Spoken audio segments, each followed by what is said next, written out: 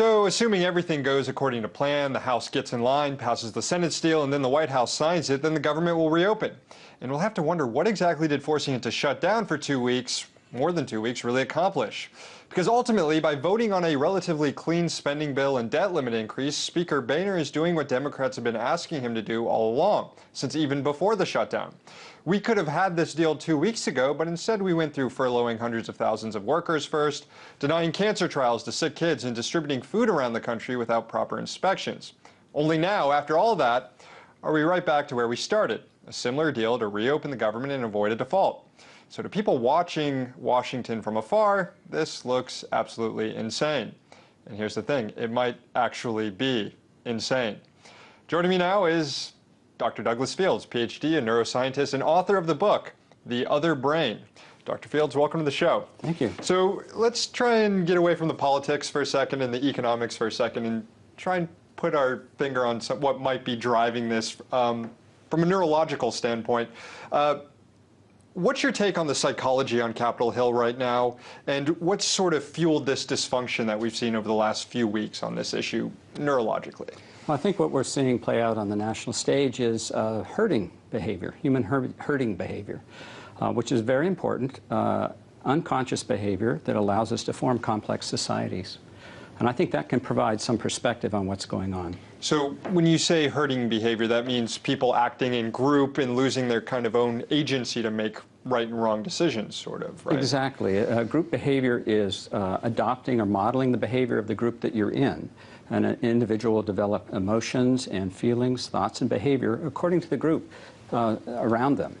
And one of the important things about herding behavior that psychologists know is that it reduces the threshold for deviant behavior, for conducting yourself in ways that would be otherwise considered cruel and you would never do as an individual. So herding reduces the likelihood of that, you're saying? Exactly. But in this case, it seems to be promoting that sort of behavior because, I mean, you could say that the actions that have been coming out of Congress over the last few weeks have been extremely harmful to the country. That's correct. It reduces the threshold for participating in those. So you're exactly right. No congressman would stand in front of a mother taking her sick child with cancer, stand in front of that woman and prevent her from taking her child into the NIH for treatment.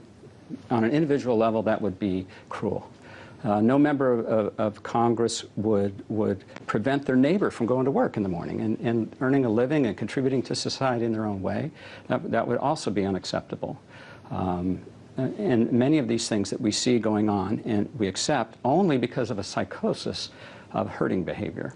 So that could explain away why, Republicans en masse might have gotten together to kind of force this shutdown, or to exact these demands which have led to this shutdown. How do you explain behavior of individuals leading this herd, though, like maybe Senator Ted Cruz or certain members of the House? Individually, they led a movement, they staked that, they put their self on the line to do all these things that denied NIH cancer treatments or led to hundreds of thousands of people being furloughed. I mean, can we write their decisions off based on this herd mentality as well? Well, herding behavior describes the behavior where people adopt behaviors and attitudes and beliefs according to the individuals around them, whether you like an iPhone or a Gucci bag, depends. It's not a rational decision. And it's not a behavior that's dictated. So while we have leaders in groups, they're not really dictating necessarily the behaviors and thoughts of the other members of their herd. They are participating. So it's a natural process. It's essential for humans to form social structures, to coalesce around others in their group. So there are leaders, but they're not dictating behavior of all the individuals in their group. But once you become part of this group, you adopt unconsciously those same beliefs and behaviors. So is Ted Cruz a psychopath? This is not psychopathic behavior in the sense that it's normal behavior. There would be no human society if we didn't have this propensity and neural circuits which are unique to humans that allow us to mimic and adopt other people's behaviors.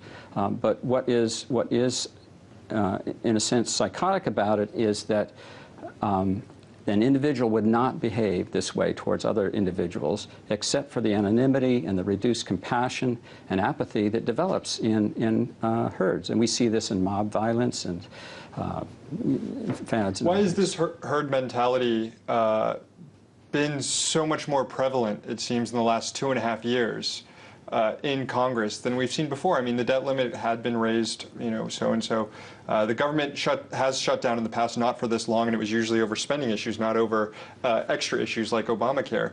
But we've seen this sort of every few months, dysfunction. What do you make for this uptick in the recent years? Well, I've wondered about that myself, and I don't have the answer to that. But I think the flip side of that is that the solution from a neuroscientific point of view is to realize that these tendencies to form herds and take actions that are really destructive and cruel are a result of this deeply ingrained behavior in human beings, and that the way out of this is to perceive that we're all part of a larger group. We're all the same group of Americans, and that dividing into these factions and becoming aligned with a faction within a group leads to this kind of problem of herd behavior. A lot of people are blaming Washington, D.C., the actual location, Washington, D.C., for creating this sort of empathy gap between what's actually the problems Americans are facing day to day and the problems that Congress is focused on.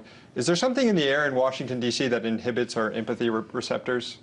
No, it's just that this is where it happens. This is where the groups coalesce and they have these interactions. But I think that what will happen is that either members of Congress will realize that we are all part of a bigger group and have to come together, or the larger group that is America, the citizens, are going to remind them through their votes that this is not an acceptable behavior to sabotage the normal operation of government. I think by and large people don't accept that.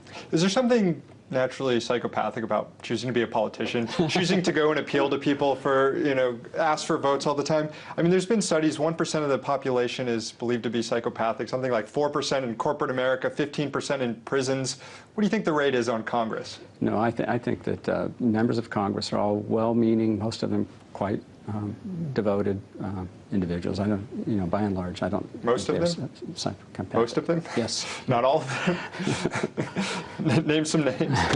They certainly requires a unique set of skills and a lot of arrogance or fortitude that a lot of people don't have. Dr. Douglas Fields, neuroscientist and author of The Other Brain. Thanks so much. Thank you very much.